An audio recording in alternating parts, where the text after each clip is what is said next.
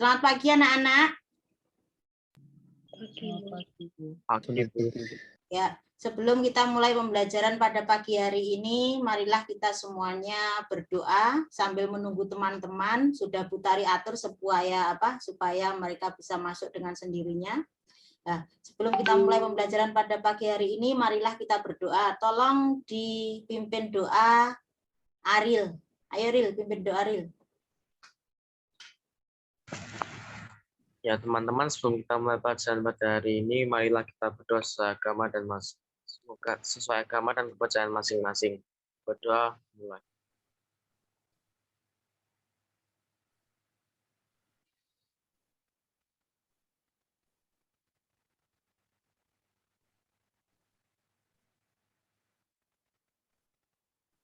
Selesai. Baik. Doa. Selesai. Semua sudah selesai berdoa. Tari mau tanya, gimana kabar kalian hari ini anak-anak? Kabarmu bagaimana, Ril? Baik, Bu.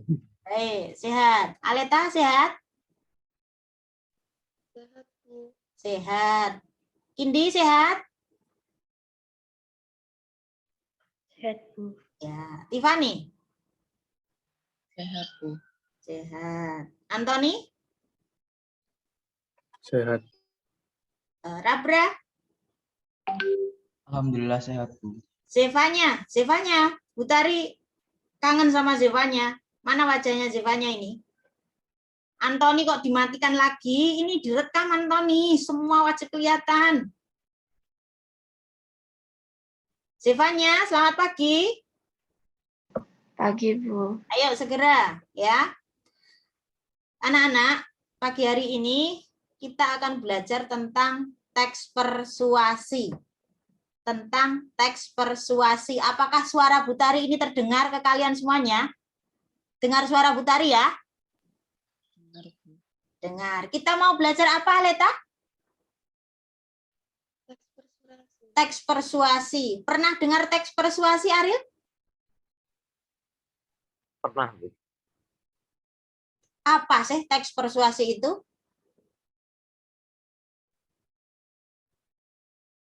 Rabra pernah tahu teks persuasi? Apa teks persuasi itu? Salah tidak apa-apa. Teks persuasi itu adalah teks yang bersifat untuk membujuk pembaca untuk suatu tujuan. Oke, bersifat membujuk pembaca untuk suatu tujuan. Bersifat membujuk, bersifat mengajak. Apakah benar seperti itu, Anthony? Benar, Bu. Nah, dengar. Rabra ini rumahnya mana, Rab? Bantengan, Bu. Bandengan. Ada yang tahu berita tentang Bandengan? Aril pernah dengar kata Bandengan, desa Bandengan, ada berita di sana. Aril tahu? Tidak tahu. Oh, berarti belum viral. Aleta pernah dengar cerita Bandengan? Belum, Bu. Belum tahu, ternyata belum viral. Rap. Indi pernah dengar cerita Bandengan yang sekarang situasi yang ada di Bandengan? Indi pernah dengar? Indi? Belum, oh belum viral. Rap. Terus Anthony pernah dengar cerita Bandengan? Belum, Bu. Belum. Wah, padahal sudah viral sekabupaten Madiun loh itu. Rumahnya apa? Rumah tempat tinggalnya Rabra. Iya kan, Rab? Iya, Bu. Bahkan di TikTok ada loh. Di TikTok ada. Ini tadi Butari sebetulnya mau apa? Mau videokan apa? Mengupload TikTok yang itu loh, yang Bandengan. Ceritanya itu bagaimana sih, Rab? Jadi kan katanya tuh ada 66 orang positif, Bu, karena hajatan. Positif corona. Positif. Nah, mama saya itu juga sempat lihat orang-orang yang mau ke kondangan menuju tempatnya itu pada nggak pakai masker. Jadi los-los aja. Oh, seperti Terus akhirnya waktu ada ketahuan satu positif, satu desa itu langsung di rapid test dan hasilnya 66. Mungkin sekarang udah nambah lagi. Oh, Dan kemarin meninggal satu orang. oh itu ya, itu viralnya desa Bandengan sekarang itu bahkan masuk TikTok pun yang nonton ribuan. Padahal kalian itu sering lihat TikTok loh, kok nggak tahu ya? Wah, yang kamu lihat apa itu di TikTok? Ya, apa ceritanya tadi, Ril? Cerita tentang bantengan tadi apa, Ril? Ya, pada kena corona nggak pakai masker. Nah, dari teks itu, dari cerita itu tadi, dari cerita Rabra tentang viralnya Desa Bandengan karena ada 66 warga positif COVID karena hajatan, banyak orang yang ke sana mengikuti hajatan tetapi tidak pakai masker. Lah, dari berita itu tadi kalian bisa tidak membuat sebuah kalimat yang isinya bersifat mengajak, bersifat membujuk. Jadi membuat kalimat tentang yang isinya mengajak supaya orang-orang tidak terkena COVID seperti itu. Bisakah? Berarti kalau membuat kalimat yang sifatnya mengajak itu berarti membuat kalimat persuasi. Bisakah kalian membuat satu kalimat persuasi saja dari cerita Rabra tadi? Coba Rabra dulu, bisa enggak, Rab? Satu kalimat saja, contohnya bagaimana? Mari kita pakai masker walaupun walaupun kita dimanapun itu, jangan lupa untuk memakai masker. Oh, karena itu. Virus corona bertebaran di mana-mana. Oke, Aleta bisa?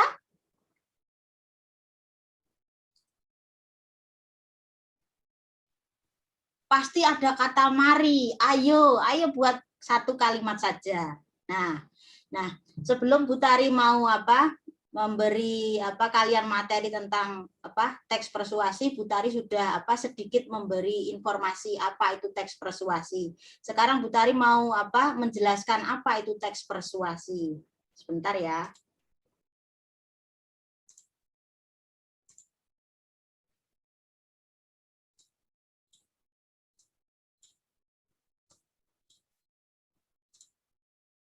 Sudah kelihatan share screen-nya Bu Tari?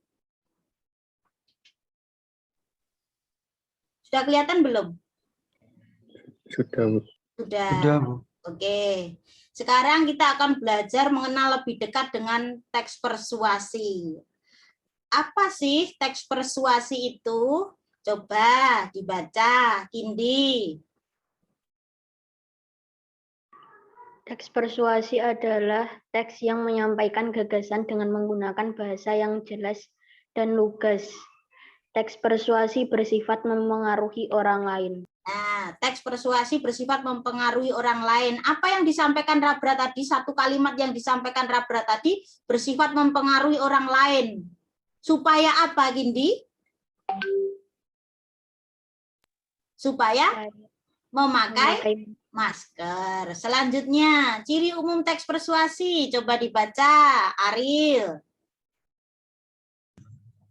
Bertujuan mengajak orang untuk melakukan sesuatu, memiliki data berupa fakta, contoh, dan bukti yang digunakan untuk memperkuat alasan yang disampaikan penulis berkaitan dengan tujuannya.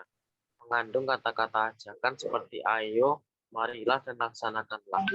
Oke, dari yang disampaikan Rabra tadi, apakah juga bertujuan untuk mengajak orang lain melakukan sesuatu, Ariel? Ya.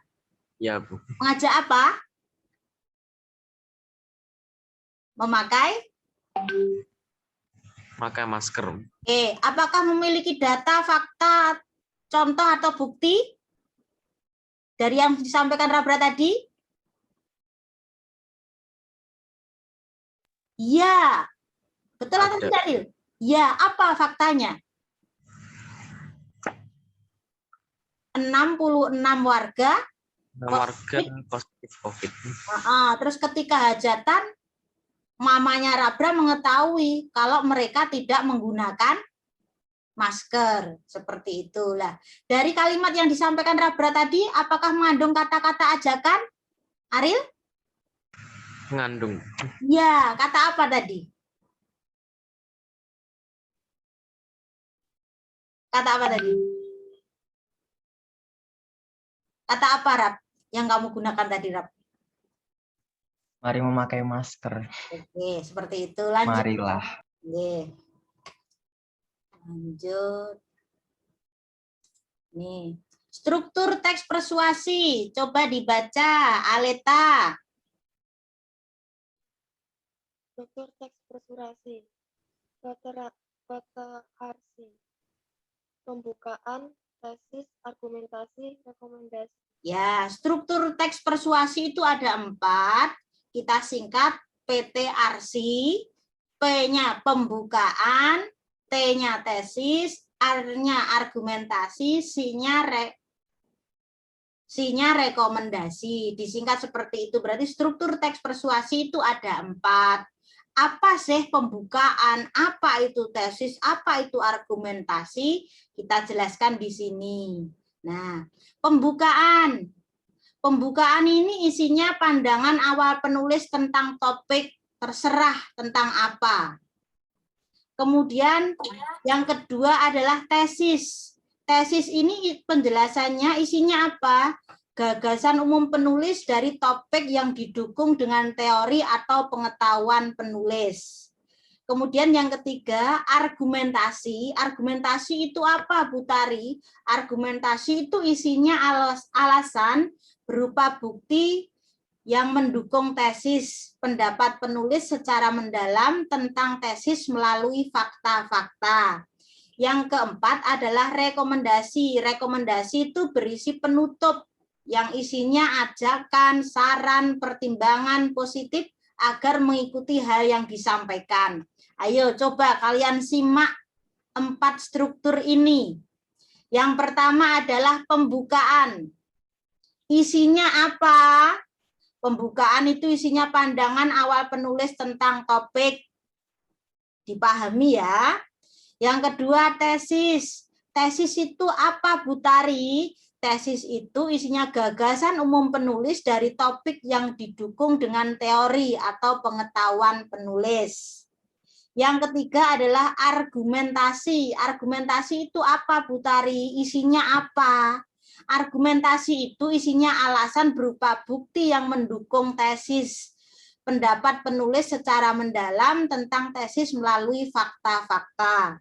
Yang keempat adalah rekomendasi. Rekomendasi ini berupa penutup yang ada isinya ajakan, saran, atau pertimbangan positif agar melakukan hal yang disampaikan. Selanjutnya, sudah paham ya anak-anak tentang apa struktur teks persuasi? Adakah yang belum paham? Sudah semua ya? Nah, sekarang Bu Tari mau memberi kalian contoh 2 teks. Sebentar.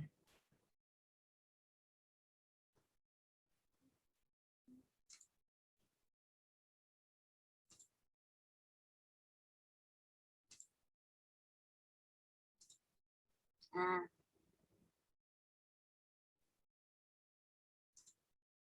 Ini teksnya ada 2. Teks yang pertama sama teks yang kedua. Ya, coba yang teks yang pertama dibaca oleh siapa yang belum Bu Tari tunjuk tadi ya? Siapa ini yang belum Bu Tari tunjuk ya? Bentar. Selo ada ya? Ada Bu, hadir Bu. Ah, hadir, pinter. Ayo Selo. Bang. Teks 1 kamu baca sebentar. Ini dilebarkan lagi bisa. Yang pojok sama. Oke, teks 1 dibaca. Selo, ayo Selo. Bencana alam banjir adalah hal yang umum terjadi di Indonesia ketika musim penghujan. Terlebih lagi bagi masyarakat yang bermukim di wilayah ibu kota Jakarta. Banjir harus dihadapi oleh masyarakat Jakarta setiap tahunnya saat masuk ataupun puncak musim penghujan tiba. Tak perlu diragukan lagi, bencana banjir pasti menyebabkan kerugian material ataupun non-material. Masalah banjir seperti tidak pernah ada habisnya dibahas. Semua orang saling tuding dan menyalahkan mengapa banjir bisa sampai terjadi. Banyak masyarakat yang tutup mata dan hanya menyalahkan pihak pemerintah saja saat banjir tiba. Padahal masyarakat jugalah yang harus introspeksi diri dengan banjir tahunan yang selalu melanda ini. Penyebab banjir bukan hanya terjadi karena intensitas hujan yang tinggi. Karena setinggi apapun intensitas hujannya, jika air bisa mengalir dengan lancar, maka banjir kemungkinan kecil akan terjadi. Lalu apa penyebab terbesar mengapa banjir bisa datang? Ulah manusia yang merusak lingkungannya lah yang menjadi faktor utama. Masyarakat cenderung memiliki budaya buang sampah sembarangan. Masyarakat terbiasa buang sampah di wilayah perairan seperti sungai atau danau. Manusia juga telah merusak alam demi kepentingan ekonomi. Kita rela menebang pohon dan menggunduli hutan hanya demi keuntungan ekonomi semata. Akibatnya hutan-hutan yang jadi hulu sungai jadi gundul tanpa penutup lahan. Air hujan yang jatuh pun tak bisa diserap ke dalam tanah karena tidak ada akar-akar pohon yang bisa menyerapnya. Air langsung mengalir melalui sungai-sungai. Celakanya, sungai yang penuh dengan sampah membuat aliran airnya terganggu. Lalu datanglah genangan yang semakin besar dan berubah jadi banjir. Kerugian materi bahkan korban jiwa pun harus ditanggung oleh manusia. Karena itulah, mari kita sadar diri dengan kembali merawat alam. Kita sebagai manusia sangat bergantung pada alam. Lingkungan tempat tinggal kita hanya ada satu di dunia ini. Jika tidak dirawat dan rusak, kemana lagi kita akan pindah? Mari kita atasi bencana banjir dengan sama-sama menjaga kelestarian alam. Jangan tebang pohon sembarangan dan selalu ingat buang sampah di tempatnya. Oke, terima kasih Selo. Oke, teks 1 sudah dibaca. Nah, teks 1 ini isinya tentang apa, anak-anak? Isinya tentang apa? Ril. Yang kelihatan Aril, yang ditunjuk Butari Aril lae. Iya, Ril. Jangan saya terus, Bu. Ganti yang lain. Baik. Butari ganti yang lain saja. Siapa ini? Gede. Gede. Kamu tadi sudah mendengar bacaan yang dibaca oleh Selo? Sudah, Bu. Isinya apa, Nak? Bencana banjir. Bencana banjir di mana, Nak? Di Indonesia. Di Indonesia. Khususnya di mana? Mosok nang Indonesia iki mau. Di wilayah ibu kota Jakarta. Di ibu kota Jakarta. Lah, teks 1 tadi yang dibaca oleh Selo tadi itu termasuk teks persuasi tidak? Gede. Gede? Iya, Hah? Iya. Tidak, Bu. Tidak? Mengapa kok tidak?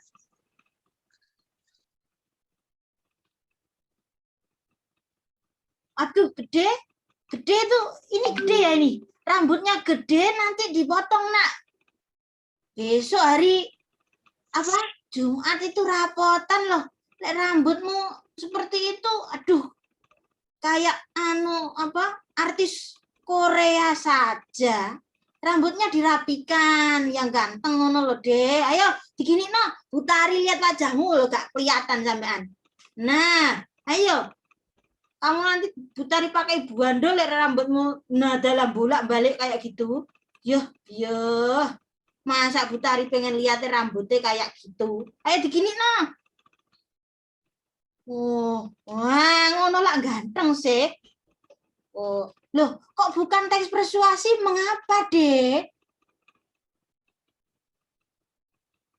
Pasti Gede belum paham apa itu teks persuasi. Rap, ini tadi teks persuasi bukan, Rap? Mengapa, Rap? Karena di bagian akhirnya itu ada ajaan. Ada ajaan itu tadi. Mari, jangan tebang Di pohon. paragraf rekomendasi. Paragraf terakhir itu tadi. Mana sih Gede tadi? Gede?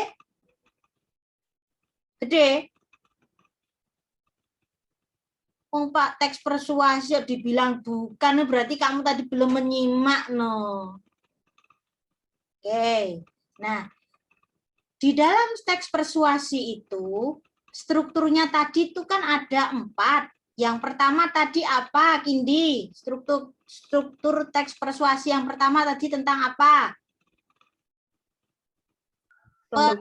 Pembukaan. Pembukaan isinya apa ini tadi, Ndi? Pembukaan itu tentang apa? Isinya apa? Pembukaan tadi isinya apa? Pembukaan tadi isinya apa, Ndi?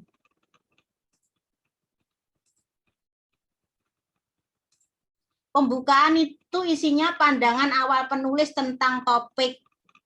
Pandangan awal penulis tentang topik. Nah, di teks 1 tadi, pandangan awal penulis tentang topiknya di paragraf berapa? Mari kita lihat. Semuanya mendengarkan, semuanya memahami.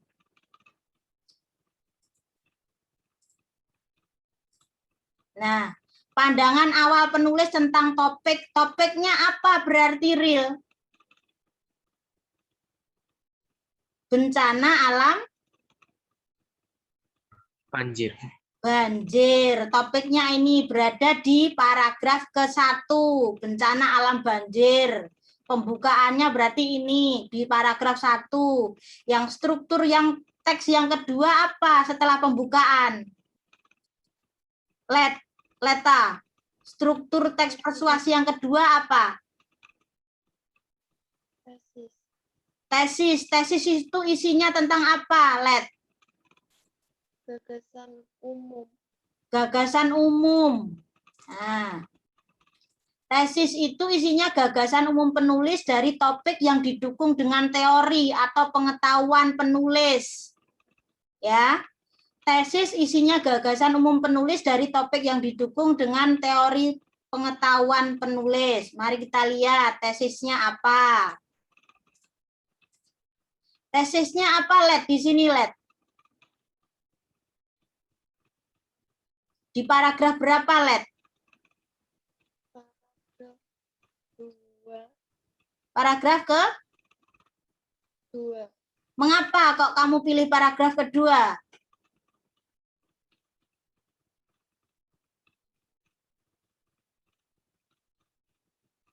Tesis tadi isinya apa, toh? Gagasan umum. Gagasan umum. Disertai karo apa? Pengetahuan penulis. Ya. Apakah masalah banjir seperti tidak pernah ada habisnya dibahas? Semua orang saling tuding dan menyalahkan mengapa banjir bisa sampai terjadi. Banyak masyarakat yang tutup mata dan hanya menyalahkan pihak pemerintah saja saat banjir tiba, padahal masyarakat jugalah yang harus introspeksi diri dengan banjir tahunan yang selalu melanda ini. Ini adalah gagasan umum siapa? Penulis. Ya, ini adalah gagasan umum penulis. Penyebab banjir bukan hanya terjadi karena intensitas hujan yang tinggi. Karena setinggi apapun intensitas hujannya, jika air bisa mengalir dengan lancar, maka banjir kemungkinan kecil akan terjadi. Lalu apa penyebab terbesar mengapa banjir bisa datang? Ulah manusia yang merusak lingkungannya lah yang menjadi faktor utama. Lah, paragraf ketiga ini struktur teks persuasi yang mana ya? Siapa yang bisa? Paragraf ketiga itu tadi struktur teks persuasi yang mana? Tesiskah ataukah argumentasi? Argumentasi. Mengapa, Rap? Karena ada pendapat penulis secara mendalam. Beda kalau dari Mm-mm. tesisnya itu secara umum, kalau yang argumentasi itu secara mendalam. Mendalamnya di kalimat yang mana ya? Mendalamnya di kalimat yang mana? Di kalimat yang mana? Membahas hujan terjadi karena banjir terjadi karena intensitas hujan yang tinggi. Mm-mm. Terus disertai. Terus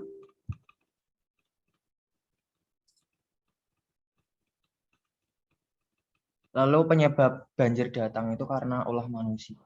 Oke. Masyarakat cenderung memiliki budaya buang sampah sembarangan. Masyarakat terbiasa buang sampah di wilayah perairan seperti sungai atau danau. Manusia juga telah merusak alam demi kepentingan ekonomi. Kita rela menebang pohon dan menghuduli hutan hanya demi keuntungan ekonomi semata. Akibatnya hutan-hutan yang jadi hulu sungai jadi gundul tanpa penutup lahan. Air hujan yang jatuh pun tak bisa diserap ke dalam tanah. Ini juga berupa fakta-fakta. Dijelaskan juga fakta-fakta di sini, ya.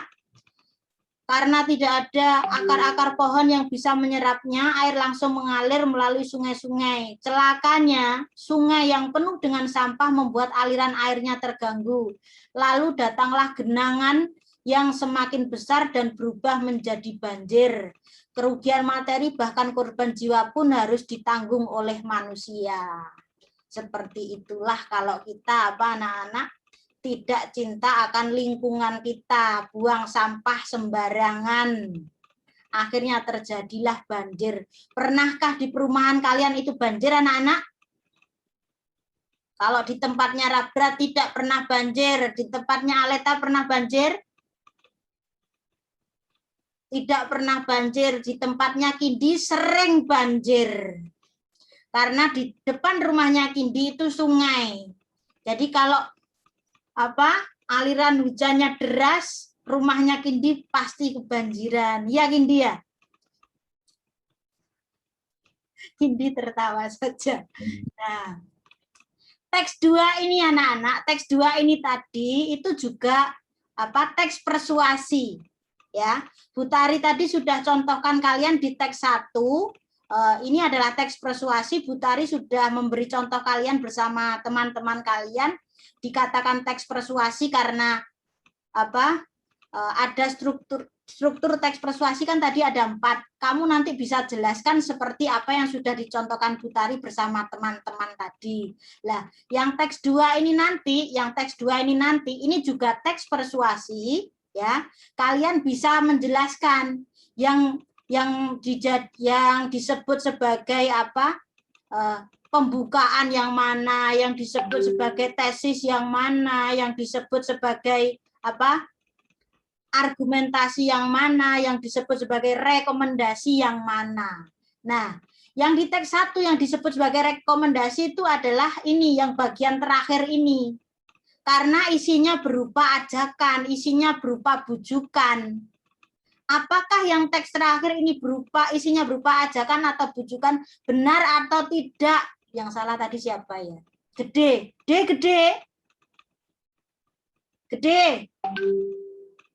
Mana Gede? Gede kemana ini? Putus-putus, Bu. Gede putus-putus. Bu Tari mau lihat siapa sih yang belum Bu Tari tunjuk ini? Olip. Iya, Bu.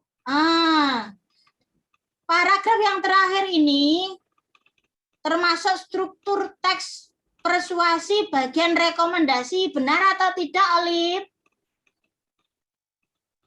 Benar. Mengapa, Lip? Soalnya di kalimat yang akhir-akhir itu ada kalimat ajakan. Ditunjukkan dengan kata apa ya? Mari dan jangan. Mari, jangan. Ada lagi tidak? Tidak ada. Olive sudah paham tentang teks persuasi? Sudah, Bu. Sudah. Bu Tari mau cek apakah semuanya sudah paham. Tiffany sudah paham tentang teks persuasi? Josephine, mana Josephine? Josephine sudah paham tentang teks persuasi belum? Kamu masuknya agak terlambat dikit tadi.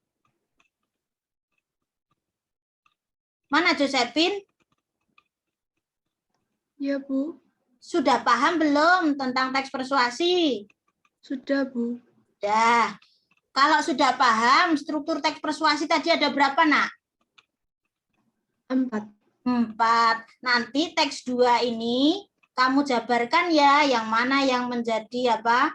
Pembukaan, yang mana yang menjadi tesis, argumentasi, sama rekomendasi. Bisa ya, Josephine? Bisa, Bu. Oke, bisa. Pembelajaran hari ini tadi tentang teks persuasi. Putari ulang sekali lagi. Teks persuasi itu apa, Gede?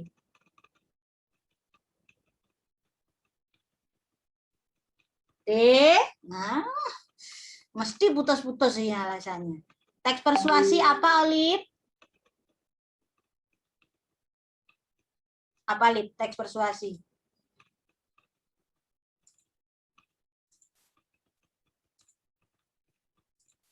Apa, Lip? Apa, Lip? Teks persuasi?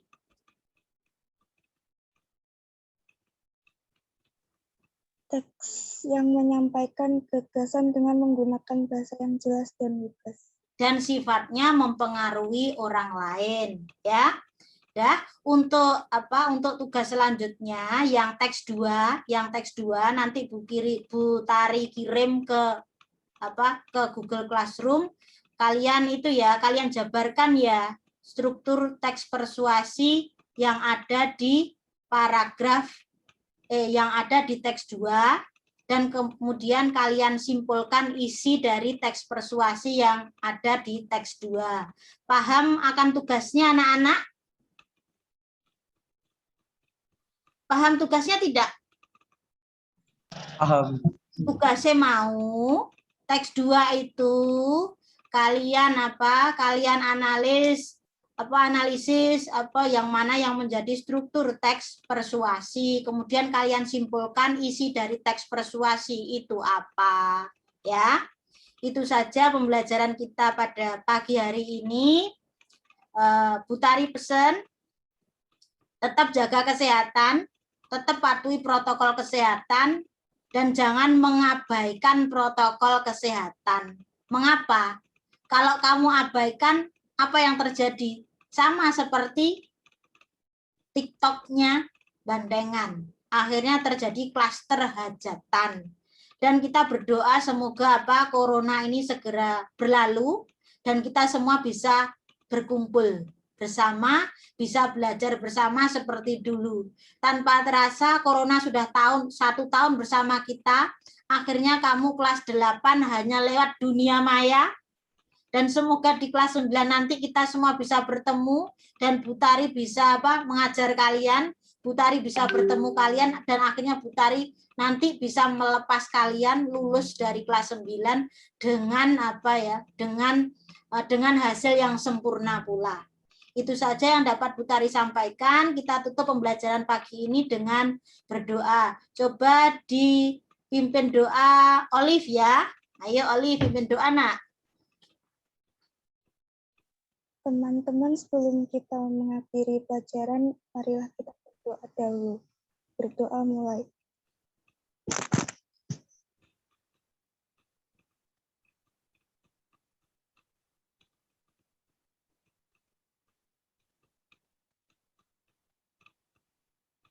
Berdoa selesai.